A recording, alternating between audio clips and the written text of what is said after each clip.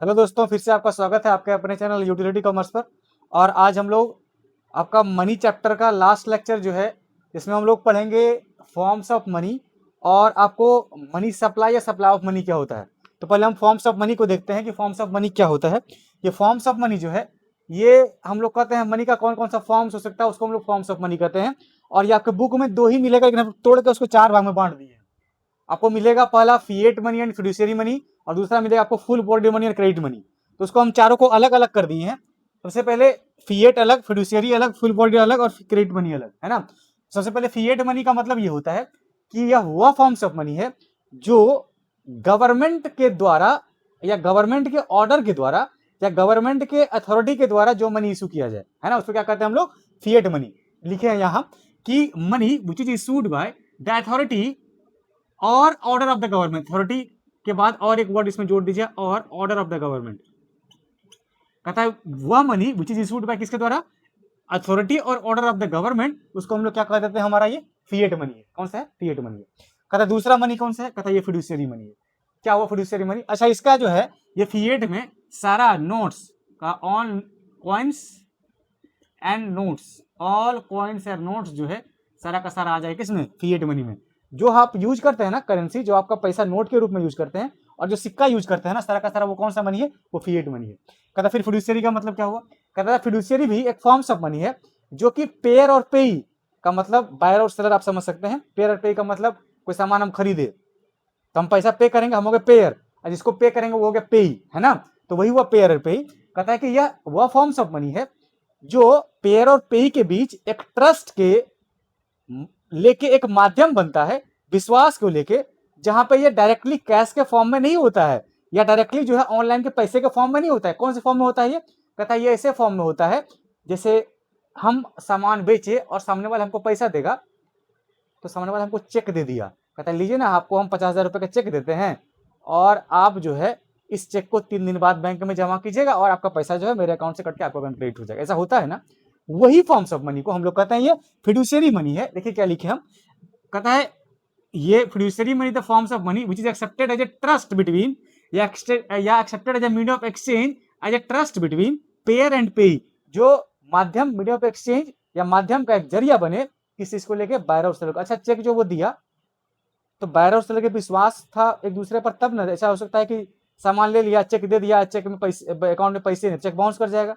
तो विश्वास था तब ना उसको कि दे दिया। कहता है ये इसलिए यहाँ पर ट्रस्ट वर्ड का यूज किया जाता है, which becomes the medium of exchange because of trust between payer and पेई। और इसका इसका क्या क्या एग्जांपल हो सकता है, इसका एग्जांपल हो सकता है चेक हो सकता है, डिमांड ड्राफ्ट हो सकता है, बिल ऑफ एक्सचेंज हो सकता है, इसका प्रोमिसरी नोट हो सकता है। ये सब जो है वो किसका एग्जांपल है, ये एग्जांपल है किसका, ये एग्जांपल है आपका फिड्यूशियरी मनी का, है ना। तो तीसरा कहता फुल बॉडी मनी क्या होता है, फुल बॉडी मनी, कहता फुल बॉडी मनी का मतलब होता है वह फॉर्म्स ऑफ मनी। ये देखिए हमारे पास ये 10 रुपए का सिक्का है, एक 10 रुपए का सिक्का है और 20 रुपए का नोट। ये देखिए हमारे पास 10 रुपए का सिक्का है ना। कहता ये 10 रुपए का सिक्का जो है, ये 10 रुपए का, ये 10 रुपए का इसका मनी का वैल्यू है ना, ये मनी का वैल्यू कितने का है इसका, कहता इसका मनी, ये जो 10 रुपए का सिक्का है, ये 10 रुपए का सिक्का, ये 10 रुपये का कॉइन्स है और इसका मनी वैल्यू 10 रुपए का है। अब कहता है मनी वैल्यू तो 10 रुपए का है, इसका 10 रुपए का, देखिए 10 रुपए का सिक्का है, लेकिन इसका, इसमें जो जिससे ये बना है ना मेटल से, इसका भी वैल्यू अगर ये 10 ही रुपए का हो ना, कहता है उसको बोलते हैं, इसका जो मेटल इसमें यूज हुआ इसको बोलते हैं, जितना वैल्यू का यूज हुआ होगा उसको बोलते हैं कमोडिटी वैल्यू। क्या बोलते हैं उसको, कमोडिटी वैल्यू। और जितना का ये पैसा है वो किसको क्या बोलते हैं, इसको बोलते हैं मनी वैल्यू। कहता है ये 10 रुपए का सिक्का और इसका कमोडिटी वैल्यू अगर 10 रुपए का हो ना, तो इसको बोलते हैं full bodied money, which money value is equal to the commodity value. इसका मनी का वैल्यू जो है वो इक्वल हो, कमोडिटी वैल्यू के बराबर हो, तो उसको हम लोग कहते हैं वो कौन सा मनी है, फुल बॉडीड मनी। का मतलब पूरा का पूरा बॉडी का वैल्यू उतना ही है जितना का ये सिक्का है, जितना इसका मनी का वैल्यू है, उसको क्या वो कौन सा मनी बोलते हैं, वो फुल बॉडीड मनी। आगे कहता था फिर क्रेडिट मनी किसको कहते हैं सर, क्रेडिट मनी। आगे का कहता क्रेडिट मनी, कहता क्रेडिट मनी का मतलब ये होता है, ये देखिए 20 रुपए का नोट से ना, 20 रुपए का नोट है, या मान लेते हैं 100 रुपए का कोई नोट से। तो आप बताइए 100 रुपए का जो नोट है, 100 रुपए का नोट, क्या उसमें 100 रुपए का पेपर या 500 रुपए का नोट है, तो 500 रुपए का जो नोट है, ये 500 रुपए के नोट में क्या वो पेपर 500 रुपए का वैल्यू का यूज हुआ होगा। कहता है इसका मनी का वैल्यू मान लेते हैं 500 रुपए का नोट है, वो 500 रुपए का है, तो उसका जो कुछ कमोडिटी जो मतलब उसमें जो यूज हुआ होगा सामान पेपर, उसका तो वैल्यू हो सकता है 5 रुपए, 10 रुपए, 20 रुपए का हो। तो उसको बोलते हैं कि जिसका मनी वैल्यू जो है 500 रुपये का मतलब ज्यादा है, और कमोडिटी वैल्यू जिसका कम है ना, उसको हम लोग कहते हैं वो क्रेडिट मनी है। देखिए तो यही लिखे हम, कहता है money, credit money is the money which money value is more than, ये मोर देन कमोडिटी वैल्यू का मतलब जितना का वो पैसा है ना, वो वैल्यू जो है वो ज्यादा है, और जितना उसमें सामान यूज किया गया उसका वैल्यू कम है। उसी को बोलते हैं कौन सा मनी, इसको कहते हैं क्रेडिट मनी, है ना। कौन सा मनी, क्रेडिट मनी कहते हैं इसको। तो आई होप आपको फॉर्म्स ऑफ मनी जो है वो समझ में आया। और अभी जो है तुरंत से हम लोग पढ़ेंगे कौन सा, हम फॉर्म्स ऑफ मनी को है, फॉर्म्स ऑफ मनी को हम लोग अगले खत्म करके अभी हम लोग पढ़ेंगे सप्लाई ऑफ मनी, है ना। और सप्लाई ऑफ मनी को हम लोग अभी तुरंत से देखेंगे। और अभी हम लोग चल रहे हैं सप्लाई ऑफ मनी पर। हेलो दोस्तों, स्वागत है आपका फिर से एक बार आपके अपने चैनल यूटिलिटी कॉमर्स पर। और हम आपको पिछले वीडियो में मनी चैप्टर पढ़ा रहे थे, और मनी में हम लोग मनी का जो फंक्शंस, उसका डेफिनेशन, और उसके साथ साथ मनी का जो आपका फॉर्म्स है उसको पढ़ चुके थे।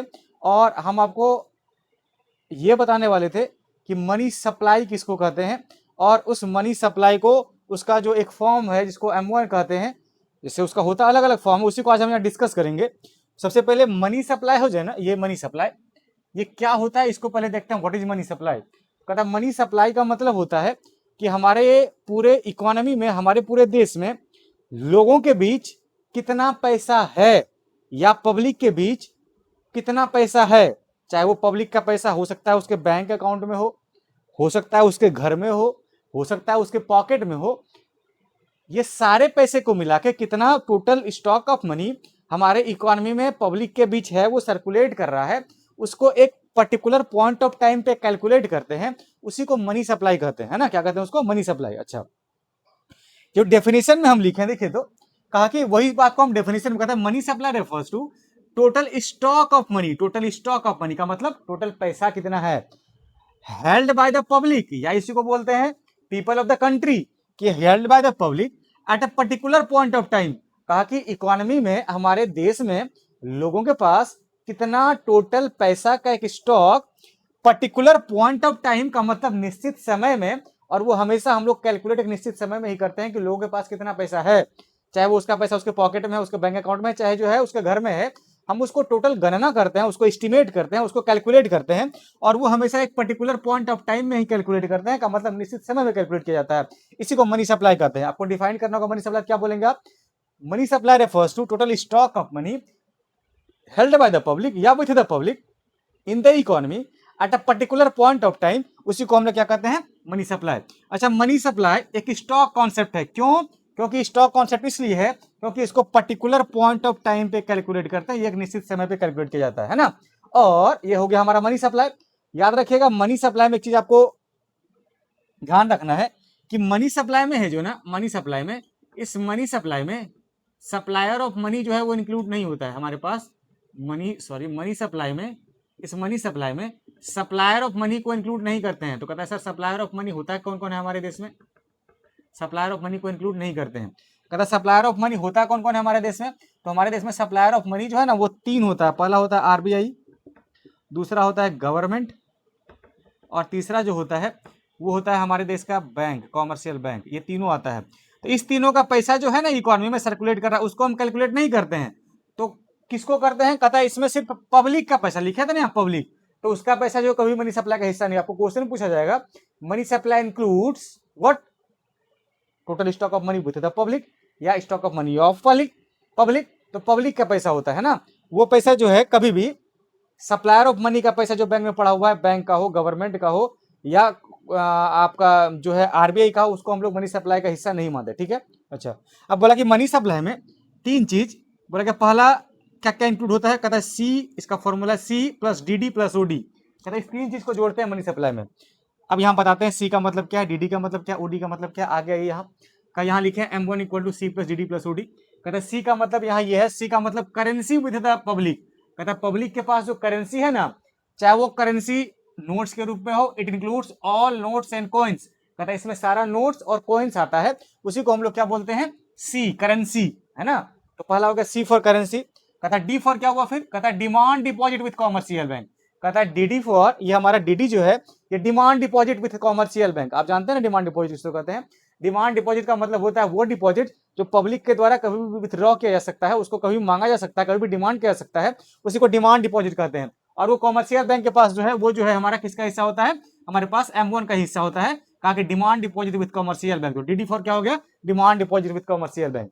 अच्छा OD फिर फॉर क्या हो गया, OD फॉर हो गया अदर डिपॉजिट। क्या हो गया, OD फॉर अदर डिपॉजिट। इसमें क्या क्या आएगा, कहता पहला जो है अदर डिपॉजिट में आ जाएगा deposit of public financial institution like NABARD, like IFCI, like IDBI, like SIDBI, ये सब का पैसा जो RBI के पास है वो आ जाएगा किसमें, अदर डिपॉजिट में। पहला चीज क्या बोले इसको, deposit of public financial institution like NABARD with RBI का पैसा जो है, RBI के पास जो पैसा पड़ा हुआ है किसी पब्लिक फाइनेंशियल इंस्टीट्यूशन का, अलग अलग हमारे देश में पब्लिक फाइनेंशियल इंस्टीट्यूशन होता है। पहला होता है नाबार्ड, दूसरा होता है SIDBI, तीसरा होता है IFCI, चौथा LIC। ये सब पब्लिक फाइनेंशियल इंस्टीट्यूशन है, और पब्लिक का पैसा जो है वो RBI के पास होता है, इसी को बोलते हैं deposit of public financial institution with RBI, पहला। तो फिर दूसरा क्या है, दूसरा है deposit of foreign national bank. कहता है डिपॉजिट जो है वो किसका, कहता है फॉरेन नेशनल बैंक का, है ना। हमारे पास फॉरेन नेशनल बैंक का डिपॉजिट, कहता है दूसरे देशों के सरकारों का पैसा जो है, या दूसरे देश के बैंकिंग सिस्टम का पैसा, वहां का जो सेंट्रल बैंक है उसका पैसा हमारे देश में RBI के पास होता है, उसको बोलते हैं deposit of foreign national bank with foreign and foreign government with RBI। कहता है RBI के पास दूसरे देश के गवर्नमेंट का पैसा जो हमारे RBI के पास है, प्लस दूसरे देश के सेंट्रल बैंक का पैसा जो हमारे देश में हमारे सेंट्रल बैंक RBI के पास है, वो भी जो है अदर डिपॉजिट में आता है। इसको क्या बोल दिया हम, deposit of foreign national bank and foreign government का deposit of foreign government with RBI, वो अदर डिपॉजिट का हिस्सा बनता है। अदर डिपॉजिट में तीन चीज बोले हम, क्या क्या, पहला बोले deposit of public financial institution with RBI, दूसरा पढ़े आप deposit of foreign national government with RBI, और तीसरा पड़ा आप deposit of foreign national bank with RBI। ये तीनों आ जाए किसमें, अदर डिपॉजिट। तो इसी को कहते हैं M1 equal to C plus DD plus OD। C का मतलब करेंसी हो गया, DD का मतलब demand deposit with commercial bank हो गया, और तीसरा हो गया अदर डिपॉजिट जो कि RBI के पास हो, उसका ये जो है पार्ट है ना। इसी को बोलते हैं क्या हम लोग, ये हमारा M1 का फॉर्म से, ठीक है। तो ये था आपका हमारा मनी सप्लाई, और ये टॉपिक जो है ये यहीं तक था, और ये चैप्टर। और जब हम लोग अगले वीडियो में आपको बताएंगे तो हम लोग बैंकिंग शुरू करेंगे, उसमें आपको दो बैंक के बारे में पढ़ना है, कॉमर्शियल बैंक और सेंट्रल बैंक, है ना। तो ये आपका M1, देखिए फॉर्म्स और भी होता है, जैसे आप पढ़े ना M1, ये M2 भी होता है, M3 भी होता है, M4 भी होता है ना। तो ये सब आपको M2 M3 M4 नहीं पढ़ना, आपको सिर्फ M1 पढ़ना है, इसीलिए आपको M1 के बारे में बता दिए, ठीक है। तो चलिए आज इतना ही, फिर हम लोग अगली वीडियो में मिलेंगे, और हम लोग यहाँ के बाद बैंकिंग सिस्टम आपको कंटिन्यू करें, ठीक है। Thank you so much, like और सब्सक्राइब करें।